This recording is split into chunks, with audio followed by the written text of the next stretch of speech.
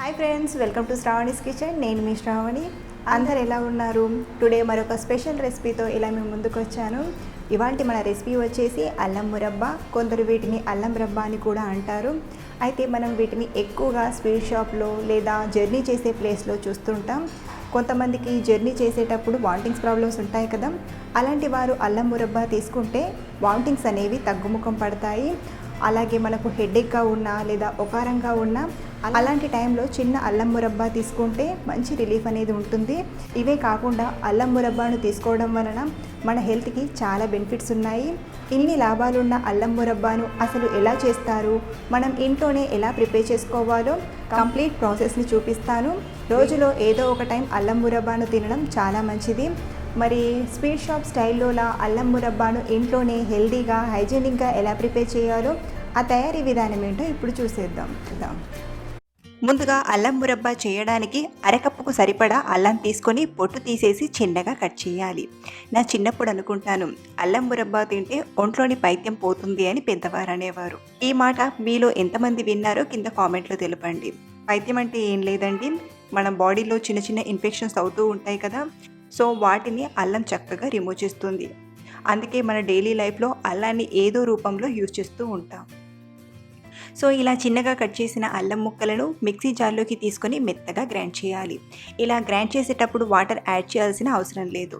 అల్లం పేస్ట్ అనేది మీకు వీలైనంత ఫైన్ పేస్ట్లా గ్రైండ్ చేసి తీసుకోండి.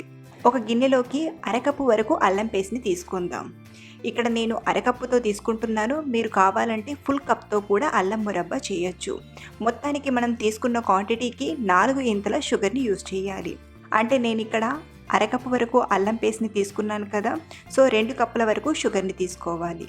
ఈ మిగిలిన అల్లం పేస్ట్ని మనం కర్రీస్లో కానీ లేదా స్నాక్ ఐటమ్స్లో కానీ యూజ్ చేసుకోవచ్చు. ఇలా తీసుకున్న అరకప్పు అల్లం పేస్ట్ని పక్కన పెట్టి పాకం కోసం ఇప్పుడు స్టవ్ ఆన్ చేసి ప్యాన్లోకి 2 కప్పుల వరకు షుగర్ని తీసుకుందాం. ఇందులోనే 3/4 కప్పు వరకు వాటర్ని యాడ్ చేయండి. ఇన్ కేస్ మీకు షుగర్ ప్లేస్లో బెల్లం తీసుకోవాలి అంటే తాటి బెల్లం యూజ్ చేయండి. ఈ రెసిపీ కోసం తాటి బెల్లం తీసుకుంటే అల్లం మురబ్బా అనేది చక్కగా కుదురుతుంది. అలాగే ఈ రెసిపీ కోసం మనకు ముద్ద పాకం రావాలి. ఇలా షుగర్ కరిగిపోయాక ఒక 3-4 నిమిషాల తర్వాత చూస్తే పాకం అనేది రెడీ అవుతుంది.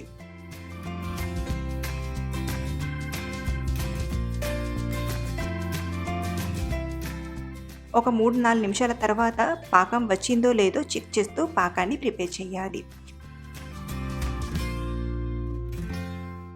చూడండి, పాకం అనేది ఇంకా ముద్ద ఫామ్లోకి రాలేదు. మరో 2 నిమిషాలు పాకాన్ని ప్రిపేర్ చేసి ఆ తర్వాత పాకాన్ని చూద్దాం.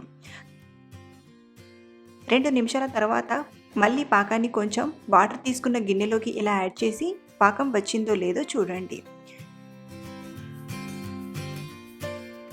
చూడండి, ఇలా ముద్ద ఫామ్లో రౌండ్గా వచ్చింది కదా.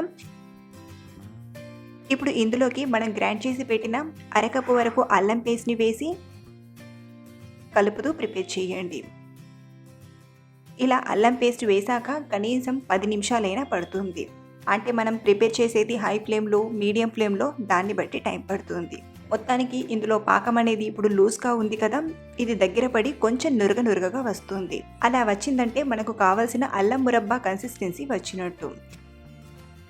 ఇప్పుడు ఇందులోనే చిటికెడంత సాల్ట్ని కూడా యాడ్ చేసుకుందాం. మీరు కావాలంటే ఫ్లేవర్ కోసం 1/2 టీ స్పూన్ యాలక్కుల పొడినైనా తీసుకోవచ్చు. ఇక్కడ నేనైతే యాలక్కుల పొడిని యాడ్ చేయట్లేదు. పాకం అనేది ఈసారి సాఫ్ట్ ఉండలా కాకుండా కొంచెం గట్టి ఉండలా రావాలి. మీకు ఇంకా క్లియర్గా తెలియాలంటే ఇలా ఒక గిన్నెలోకి కొంచెం పాకాన్ని తీసుకొని చూస్తే కొంచెం గట్టి ఉండలా రావాలి. అంటే మనకు గిన్నెకేసి కొడితే టక్ టక్ అని సౌండ్ రావాలి. అలా వచ్చిందంటే పాకం అనేది కరెక్ట్గా వచ్చినట్టు. కానీ లాస్ట్లో ప్రిపేర్ చేసేటప్పుడు మాత్రం చాలా చాలా జాగ్రత్తగా ఉండండి.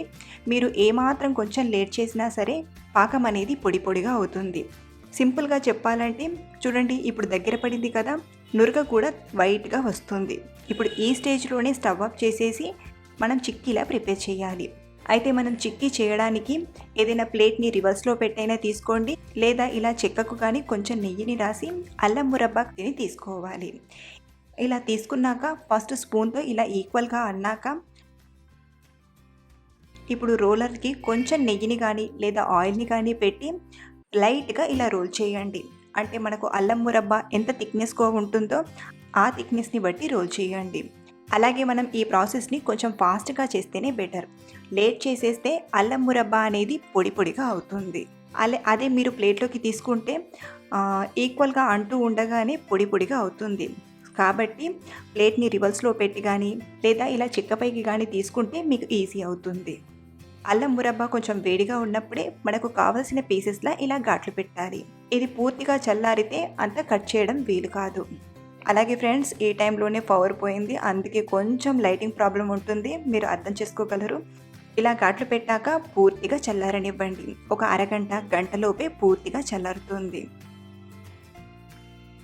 ఒక అరగంట గంట సరికి ఇది పూర్తిగా చల్లారిపోతుంది. గంట తర్వాత మనం ఎలా అయితే ఘాట్లు పెట్టామో అలాగే మరోసారి కట్ చేసి పీసెస్ని డిమోల్డ్ చేయడమే.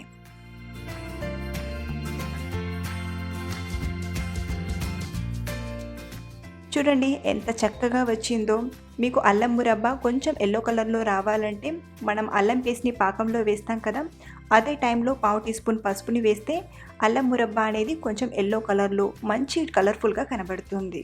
ఇలా చేసిన అల్లం మురబ్బాని స్టోర్ చేసుకొని ఒక 1-2 మంత్స్ వరకు తినేయచ్చు. చూడండి పర్ఫెక్ట్ కన్సిస్టెన్సీతో రెడీ అయిపోయింది. ఇలా సింపుల్ వేలో బెస్ట్గా అల్లం మురబ్బాను ఇంట్లోనే ట్రై చేయొచ్చు.